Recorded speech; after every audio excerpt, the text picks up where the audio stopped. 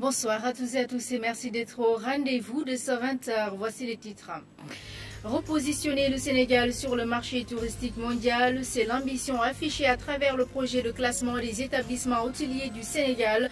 Il débute le 13 mai, annonce faite à l'issue de la visite du ministre dans les services chargés de promouvoir le tourisme au Sénégal. Les bienfaits du ramadan sur la santé sont réels. Pour tirer le meilleur du jeûne, il faut aussi une alimentation équilibrée. Un nutrithérapeute livre des conseils dans le cadre d'une série que la rédaction vous propose durant tout le mois béni du ramadan. Le premier jet s'intéresse aux bienfaits du jeûne pour purifier l'organisme. La RTS décroche les droits de retransmission de la CAN Égypte 2019. Cela suite à l'appel d'offres de l'UAR avec des critères financiers et techniques très sélectifs. Mesdames et messieurs, bienvenue dans ce journal. Je le disais en titre, le 13 mai, c'est la date retenue pour le début du classement des établissements hôteliers, annonce du ministre du Tourisme dans le cadre de ses visites de prise de contact avec les services relevant de son département. Il a été aussi question d'échanger sur les autres programmes de promotion du tourisme au Sénégal. Compte rendu à Philomène Constance-Diagne. 435 milliards de francs CFA, c'est le montant généré par le tourisme au Sénégal en 2018, un chiffre qui confirme l'importance du secteur dans l'économie du pays. Cette place non négligeable, le nouveau ministre en charge l'a bien saisi et pour mieux relever les défis et qui se dressent à lui, une visite dans les différents services concernés s'est imposée. Les moyens logistiques. L'idéal pour nous, c'est un maillage sécuritaire de tout le Sénégal, c'est-à-dire assister les services régionaux de sécurité publique. Pour cela, il nous faut non seulement des moyens logistiques, mais encore plus d'encadrement. C'est pourquoi votre arrivée au niveau du ministère nous donne beaucoup d'espoir. Il nous reste un contentieux qui nous oppose à Savannah, qui est aussi au bout du règlement. À part ça, l'autre contrainte que nous avons, c'est sur la mobilisation des garanties.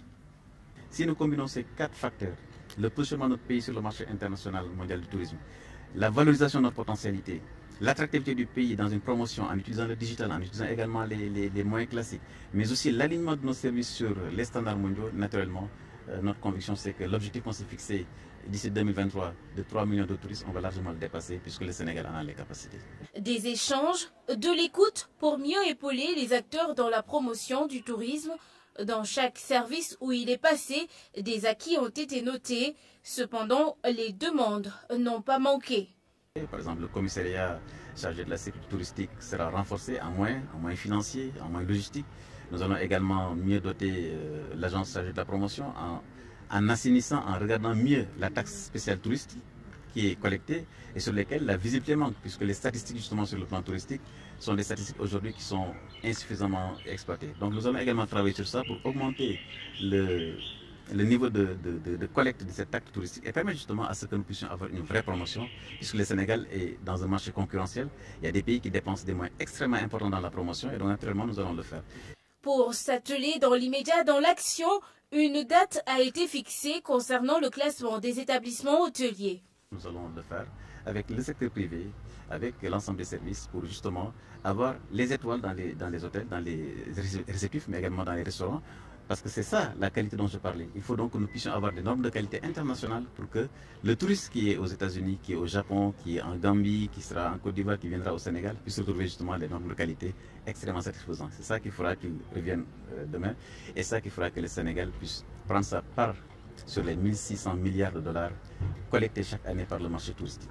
Le marché sénégalais du tourisme est très diversifié. 6 pôles touristiques le composent et pour bien les promouvoir, la tutelle compte élaborer des plans d'action organisés avec les acteurs, chacun dans son domaine d'intervention. Investissement européen au Sénégal, 134 milliards de francs CFA de masse salariale, près de 70 000 salariés. C'est l'apport de la Chambre des investisseurs de l'Union européenne révélé à l'occasion d'une table ronde. Un nouveau protocole de partenariat avec le Sénégal a été signé à l'occasion. Compte rendu Abibou Mbaye. Une signature qui révèle des secrets sur la présence des entreprises européennes au Sénégal. Le cadre, une table ronde entre la Chambre des investisseurs européens au Sénégal et l'Union européenne. Les investisseurs qui sont là sont des investisseurs qui ne cherchent pas à gagner que de l'argent. Ce sont des investisseurs qui vont amener leur argent en propre. Travailler avec plus de 99% de Sénégalaises et de Sénégalais. En gros, nous représentons 70 000 salariés. 70 000 salariés. On représente 20% du PIB. Ce qui veut dire qu'on est vraiment impliqué dans ce pays. L'Union européenne est le premier fournisseur de l'aide publique au développement au Sénégal. Et nous avons tenu à vraiment, au nom du ministre, exprimer notre satisfaction pour la qualité de la coopération que le Sénégal maintient avec l'Union européenne. Une implication des entreprises européennes dans une dizaine de secteurs d'activité. Eau, énergie, changement climatique, infrastructure, pêche entre autres.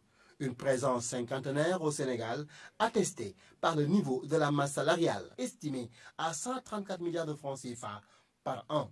134, la masse salariale, ce sont tous les salaires payés au Sénégal pour du personnel sénégalais.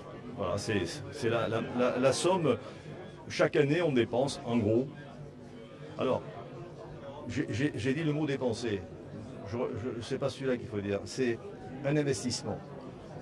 Nous investissons tous dans des personnes qui vont demain devenir des cadres, des futurs cadres. Et on prend des jeunes, beaucoup de jeunes. Aujourd'hui, l'Union européenne signe avec la toute nouvellement créée Chambre de commerce européenne au Sénégal un protocole d'accord qui va nous permettre de poursuivre, de renforcer notre dialogue sur les questions qui sont importantes pour attirer des investisseurs au Sénégal, leur permettre de rester et de déployer l'ensemble de leur potentiel au bénéfice des populations.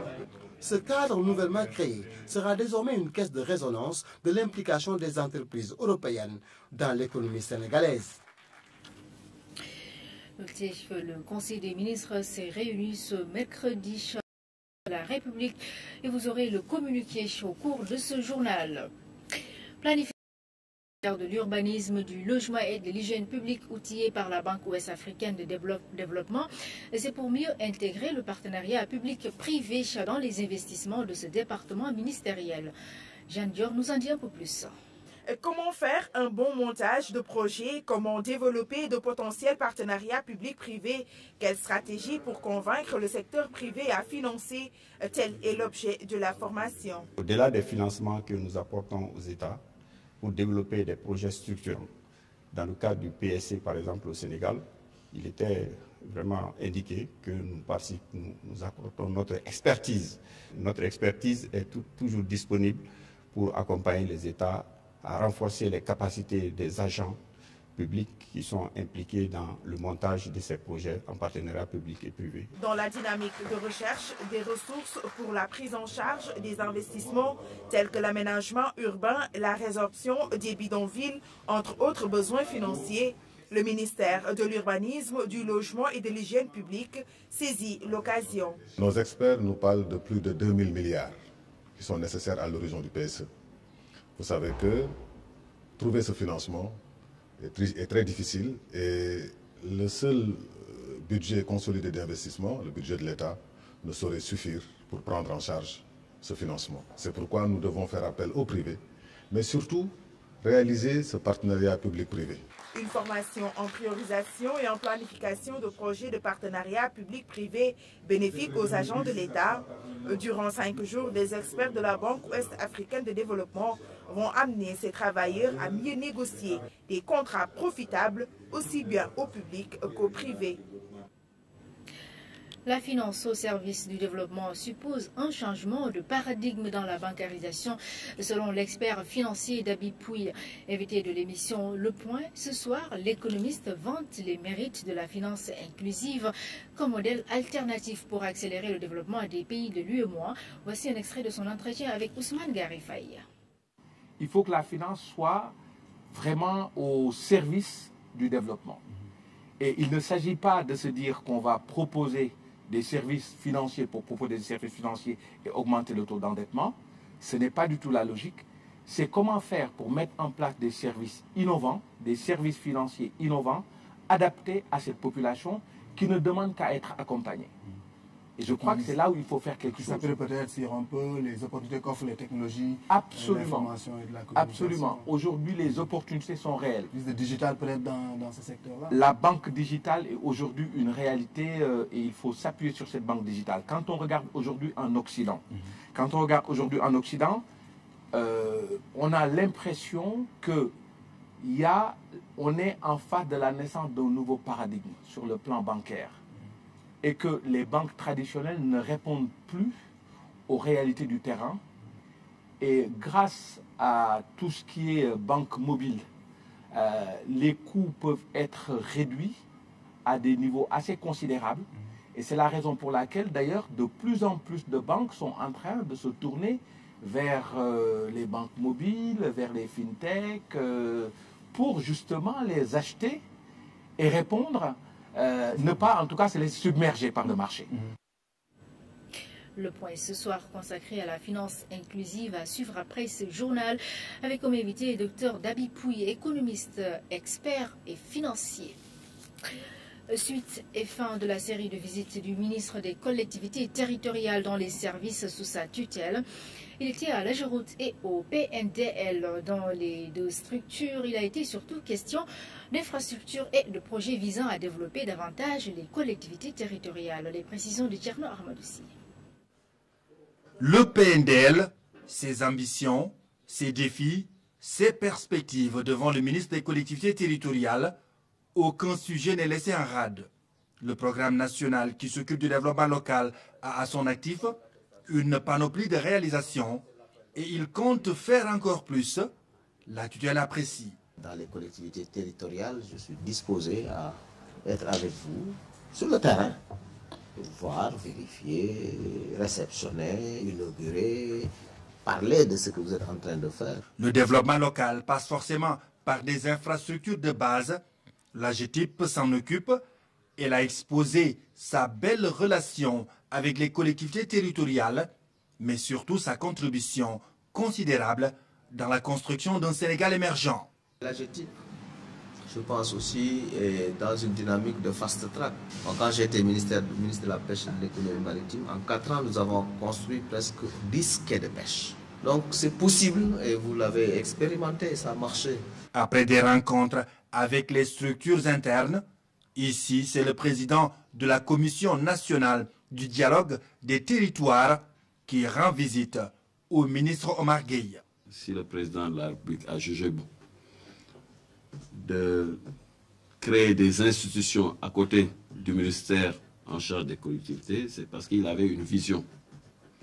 Et c'est à nous les acteurs de comprendre que nous devions simplement avoir la générosité de partager. Un échange riche qui a permis de mettre sur la table des chantiers ouverts par la CNDT et qui sollicite l'accompagnement du ministère en charge des collectivités territoriales. Il faut qu'on aille vite sur ces questions-là et nous sommes mobilisés.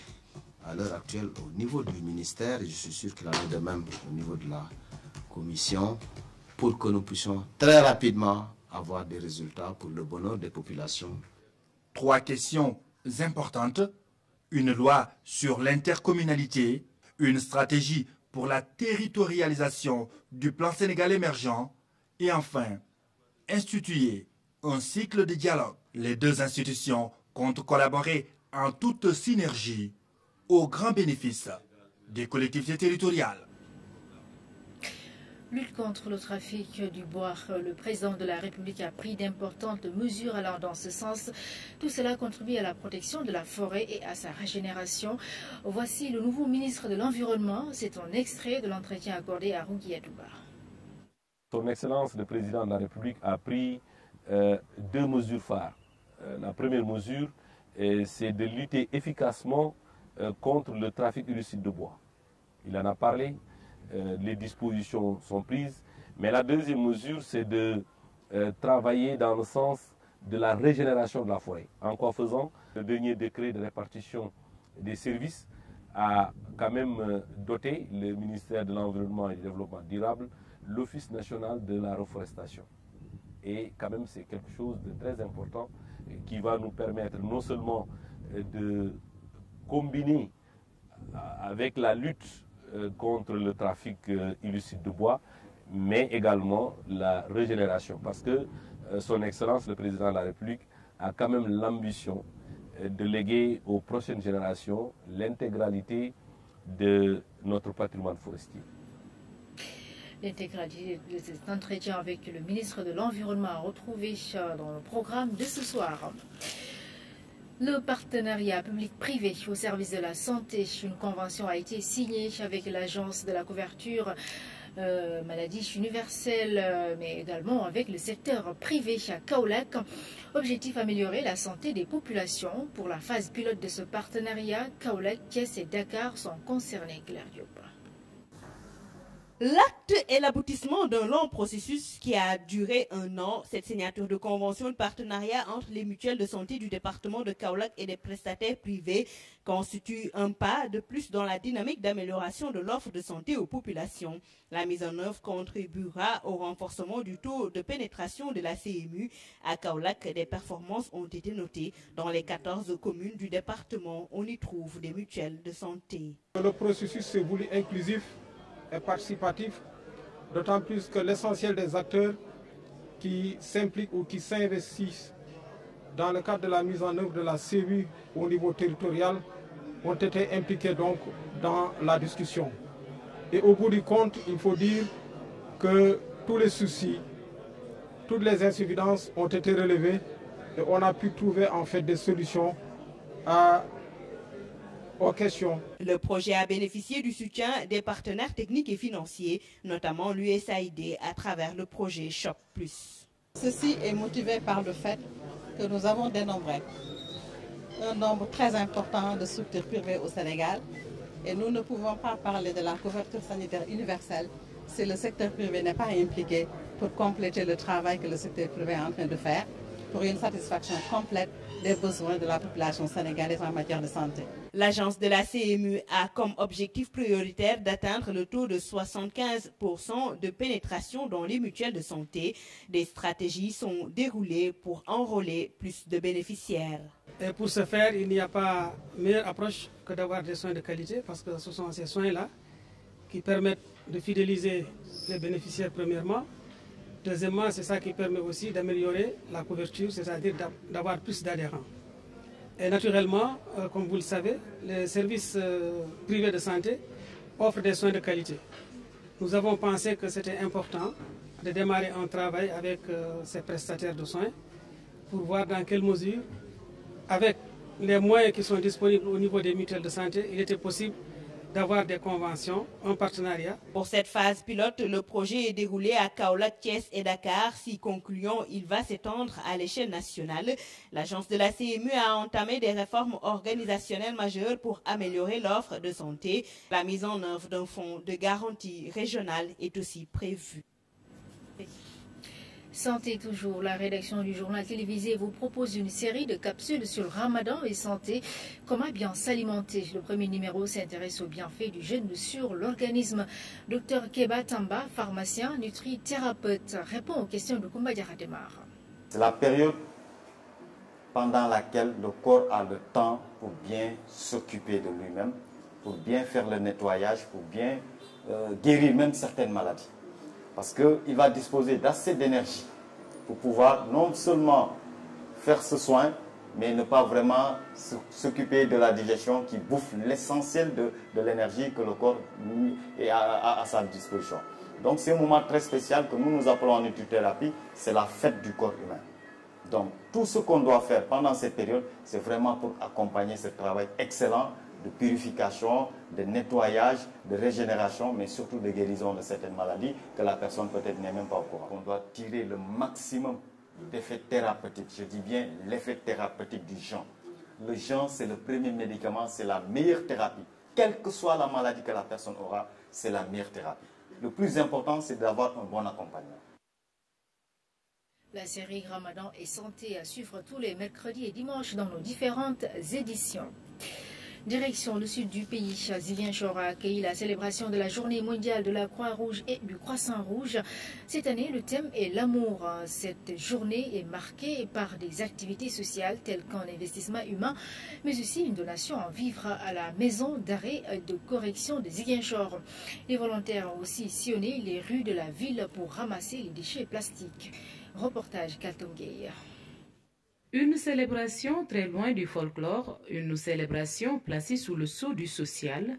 Les volontaires de la Croix-Rouge ont marqué cette journée qui leur est dédiée par un don de vivres aux détenus de la maison d'arrêt de Ziguinchor, un acte qui répond au thème de cette année, qui est l'amour. Vous convenez avec moi que tout ce qu'on fait avec amour, on est super motivé. Donc on a pensé qu'à travers l'amour, comment nous pourrions rendre des services de qualité aux populations vulnérables.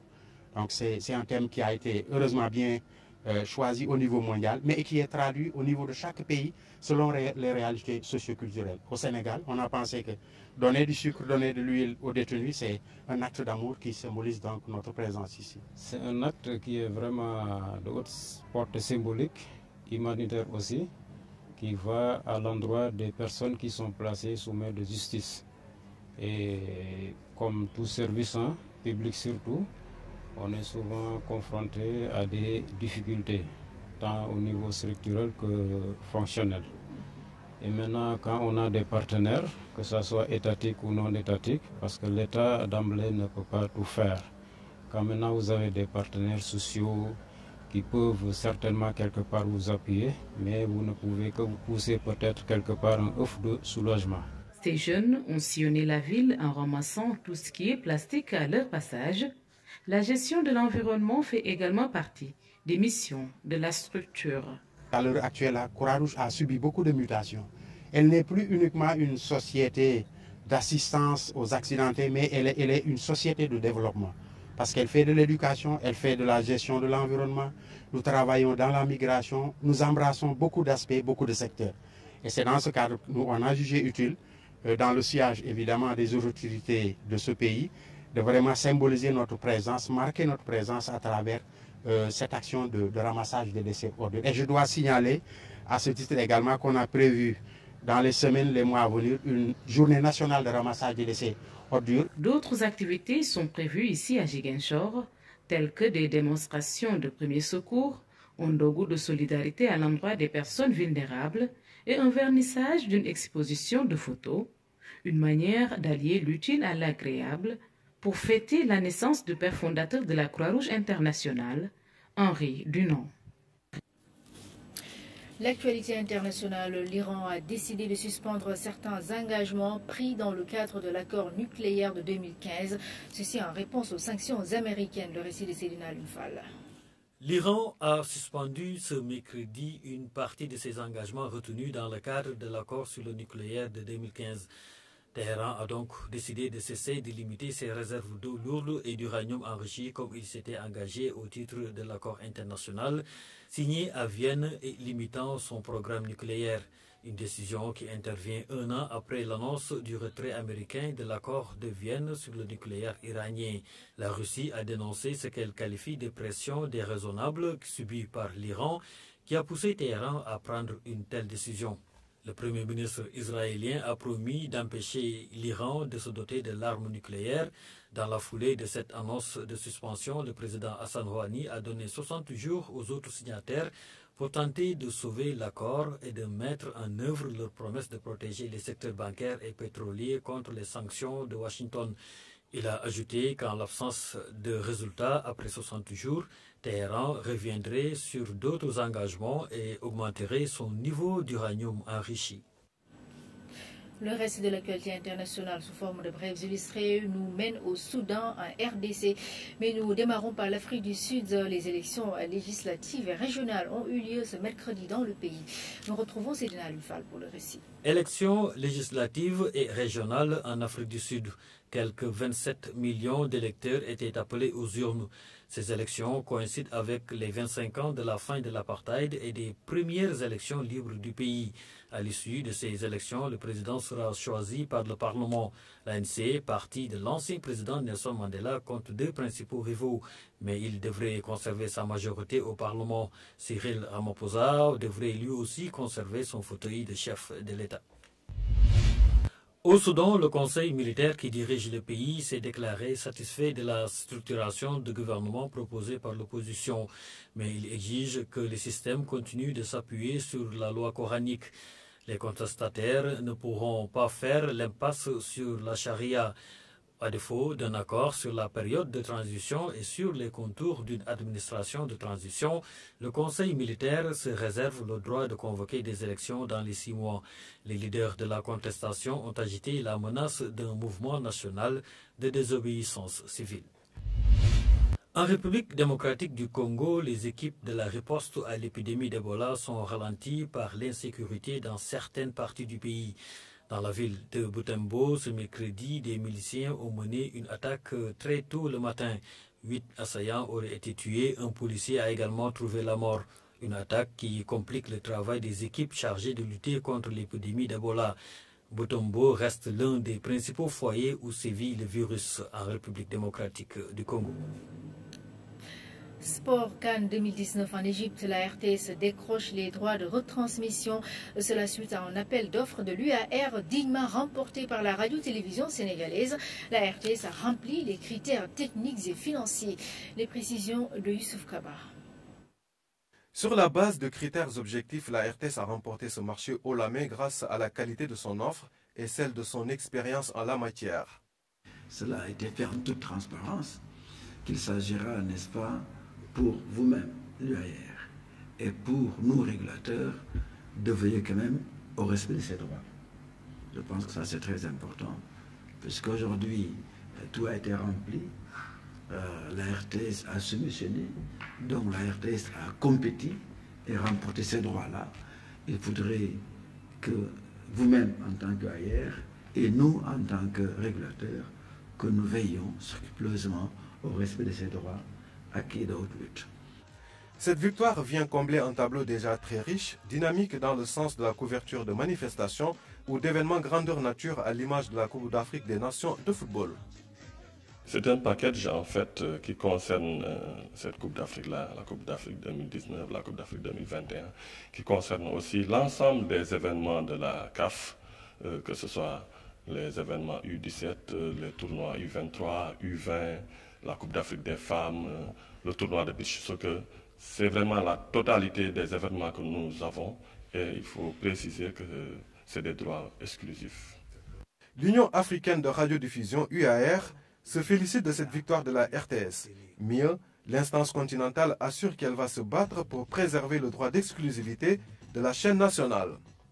Nous allons, à la convenance du directeur général de la RTS, signer le contrat dans les prochains jours, voire les prochaines heures. Mais comme vous l'avez dit, nous allons accompagner la RTS. Comme vous l'avez dit, nous allons protéger le signal qui a été donné à la RTS. Le droit d'exclusivité étant acquis, la RTS se plonge désormais dans les préparatifs de son programme concocté pour les besoins de la CAN Égypte 2019. Après le village du mondial, on a eu beaucoup de retours positifs. On a décidé de rééditer cette expérience, le village du mondial, en l'appelant cette fois-ci le village de la CAN. Elle se déroulera au même endroit, au niveau de la place de l'Obélisque. Donc on lance un appel aux partenaires qui seront présents. Cette cérémonie de délibération met fin à toute spéculation autour de la couverture télévisuelle de la CAN 2019. Désormais, la RTS est détentrice des droits d'exclusivité de la CAN au Sénégal.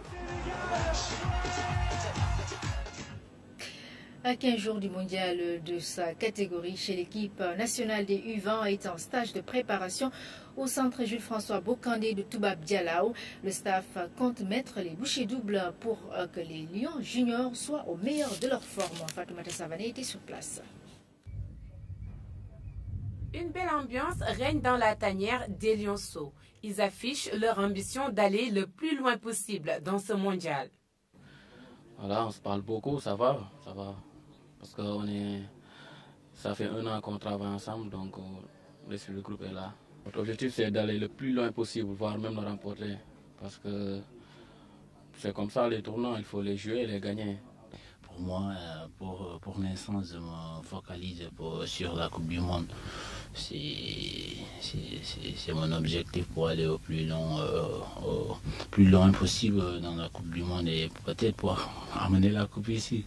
La continuité dans le travail, c'est le credo du coach Youssouf Dabo. Le sélectionneur des vice-champions d'Afrique veut rester dans la constance à la veille de la Coupe du Monde des U20. On est dans la continuité de ce qu'on fait depuis avant la CAN. Maintenant, on est là pour se préparer, pour bien représenter notre pays. 26 joueurs sont convoqués, 19 sont des locaux. L'expertise locale est appréciée dans la catégorie. Bien sûr, j'ai confiance parce que je sais que les clubs d'ici travaillent bien, que ce soit les clubs professionnels ou les clubs amateurs. Chacun, en tout cas, se donne les moyens de bien travailler pour avoir de bons joueurs. Venir de l'extérieur ne te donne pas, en tout cas, une garantie d'être titulaire dans cette sélection. Parce que les places valent cher.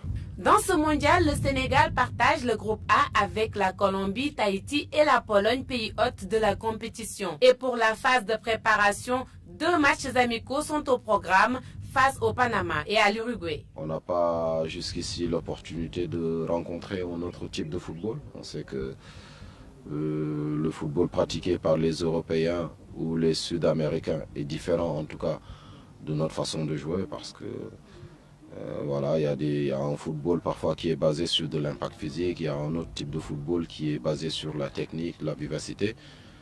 Tout ça on ne connaît pas pour le moment. Et donc ce serait intéressant de voir les garçons dans ce genre de situation pour au moins voir le niveau général et pour pouvoir corriger avant d'arriver sur le pré-match contre le Tahiti. L'équipe nationale A va quitter Dakar le 13 mai prochain pour rallier la Pologne. Football toujours en Europe, cette fois-ci le miracle s'est finalement produit. Liverpool a réussi une superbe remontada contre le Barça lors de la manche retour des demi-finales de la Ligue des Champions. 4-0, c'est le score final, un résultat relayé par la presse mondiale. Les temps forts avec El Hadji Dramé. Ce mardi, la magie du foot a encore opéré. C'est Anfield qui en a été le théâtre à l'occasion de la demi-finale retour de Ligue des Champions entre Liverpool et l'FC Barcelone.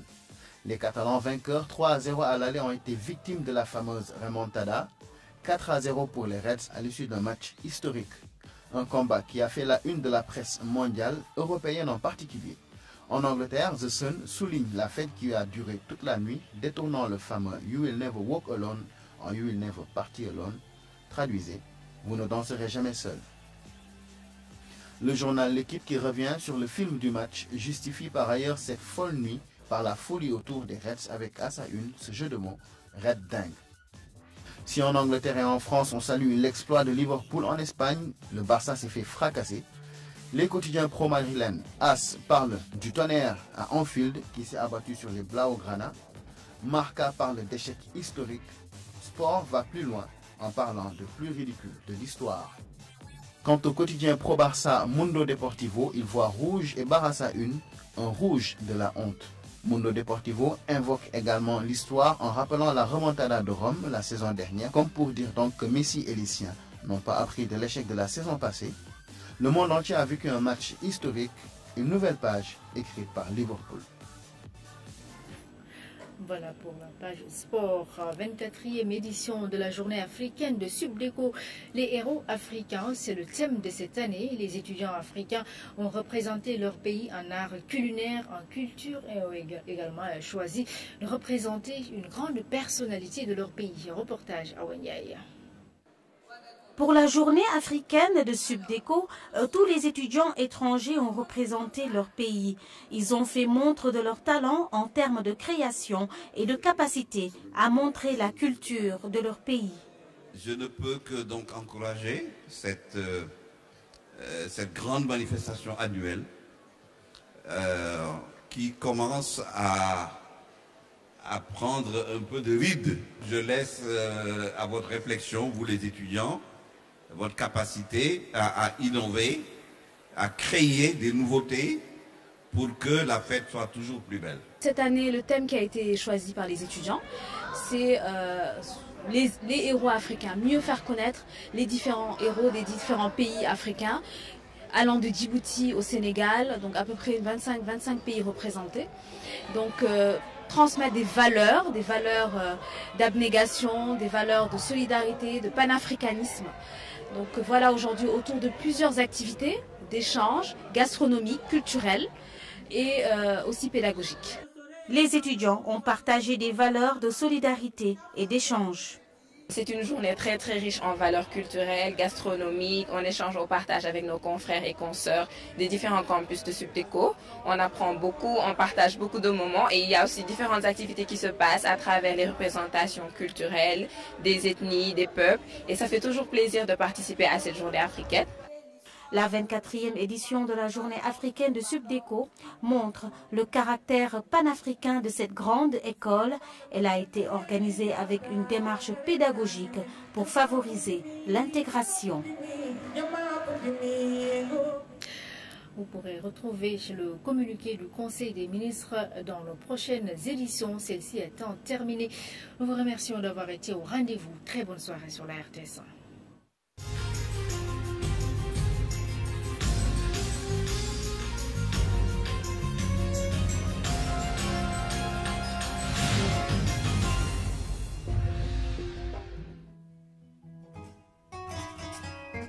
La météo vous est offerte par Bank of Africa.